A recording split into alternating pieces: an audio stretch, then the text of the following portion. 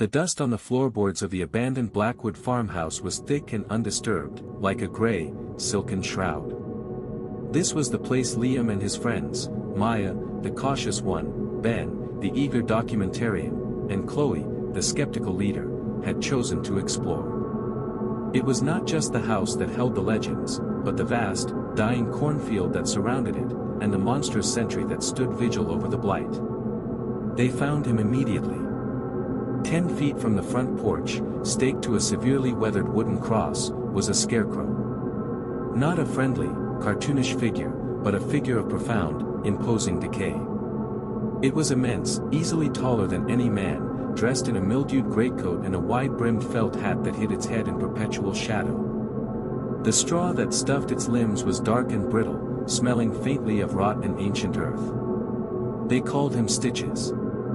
As the sun began its slow, bruised descent, painting the sky in sickly hues of orange and violent purple, the explorers began their investigation of the house. But the house was merely a distraction. Every window, every cracked pane, offered a view back to the field, back to Stitches. Maya noticed at first, a subtle detail that snagged at her nerves. The wind, which had been whipping through the tall, dry stalks, suddenly died. The field went utterly still. It was the kind of silence that doesn't feel empty, but full of listening. "Did you guys hear that?" she whispered, peering out a grimy kitchen window. The wind stopped. Ben, holding his camera, shrugged, "It's just the weather, Maya. Relax." But even as he spoke, Ben's lens focused on the scarecrow. He zoomed in, trying to capture the texture of the old coat. And that's when he noticed something that made his hand tremble, a faint, glistening line of crimson around the button that served as the scarecrow's right eye. It was wet, like a recent wound.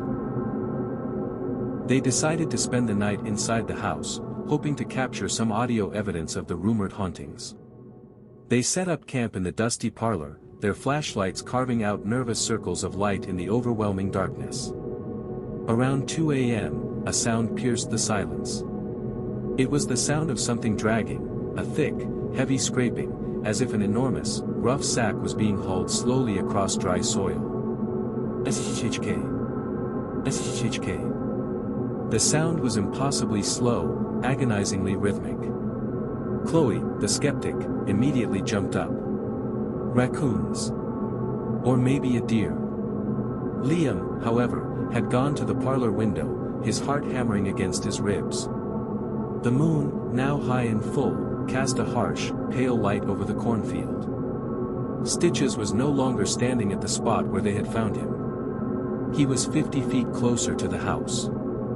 He was still tied to his cross, his arms outstretched in that classic, agonizing pose, but the whole apparatus, the post, the cross, the immense figure, had been moved.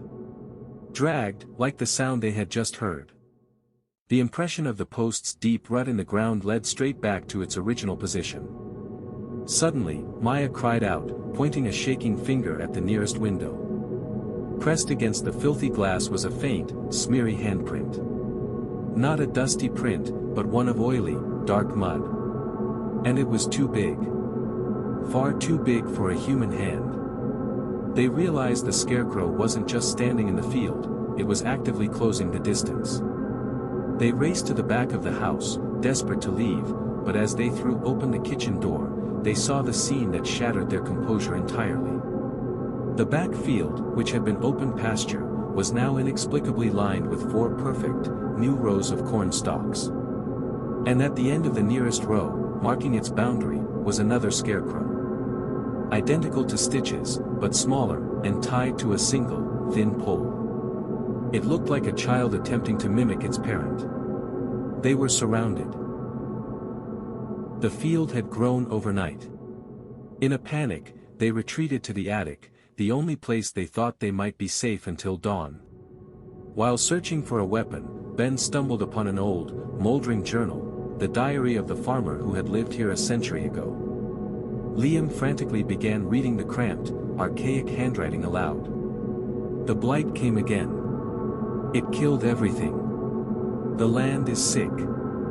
I prayed to the earth, offered it everything I had, but it demanded more. It demanded a sentinel. I made the first one, Stitches. He wasn't made of straw and old clothes, no. He was made of the harvest I owed the earth. He was bound, not to wood, but to the land itself. But Stitches is not static.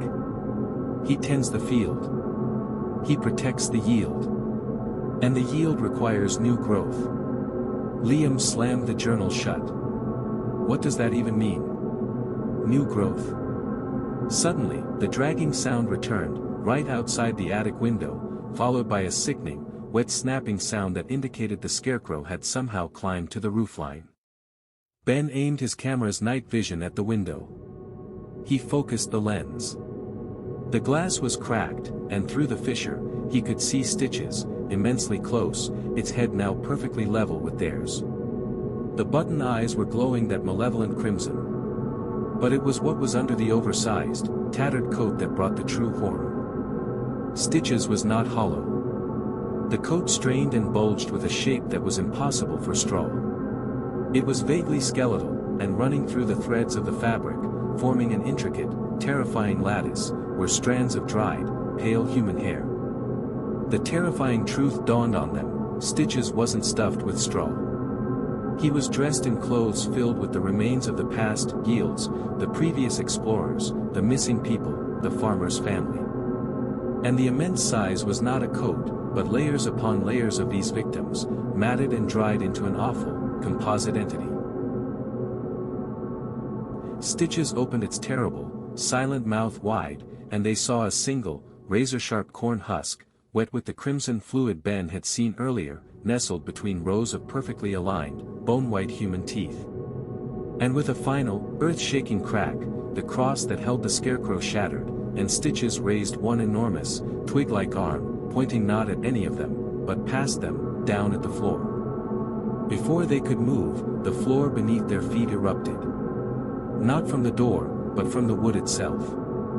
The floorboards buckled and splintered inward with a loud thwack, and through the hole shot up a torrent of dry, brittle corn stalks. They rose instantly, twisting and interlocking like the grasping, thorny tentacles of some subterranean monster. The stalks were strangely powerful, moving with a controlled, hunting grace. One of the stalks, thicker than the rest, whipped out and coiled around Chloe's ankle, yanking her down into the darkness below with terrifying speed. Her scream was cut short by the wet, sickening sound of something breaking below.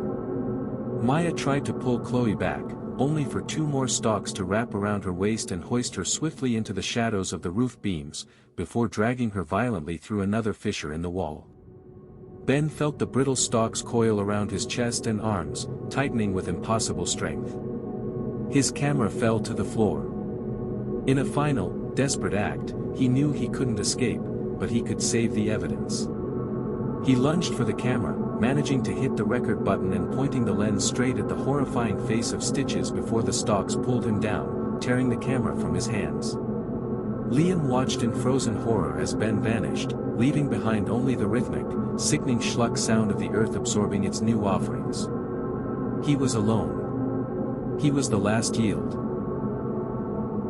Stitches paused, its gaze fixing on Liam with an intensity that felt like a physical weight. The Scarecrow didn't need to hurry. Liam was trapped, surrounded by the field's aggressive growth. Then, Stitches lumbered forward. It reached into its vast, tattered coat and pulled out a long, thin, wooden spike, the kind used to bind him to the cross. He didn't aim it at Liam. Instead, he jammed it firmly into the wooden floor, right next to the hole. Then, he used one massive, skeletal hand to rip off a piece of his own coat, a square of dark, mildewed fabric. He draped this scrap over the spike, forming a tiny, rudimentary new banner. Liam understood instantly. Stitches wasn't just a monster, it was a farmer. It was cultivating. And it was marking the spot of the newest seed. The immense creature closed the distance, its button eyes burning with ancient, satisfied hunger. Liam felt the unbearable pressure of the giant, straw-covered fingers close around his head. The last thing Liam saw before the darkness took him was not the monster's face, but the field outside, growing taller, thicker, and perfectly silent.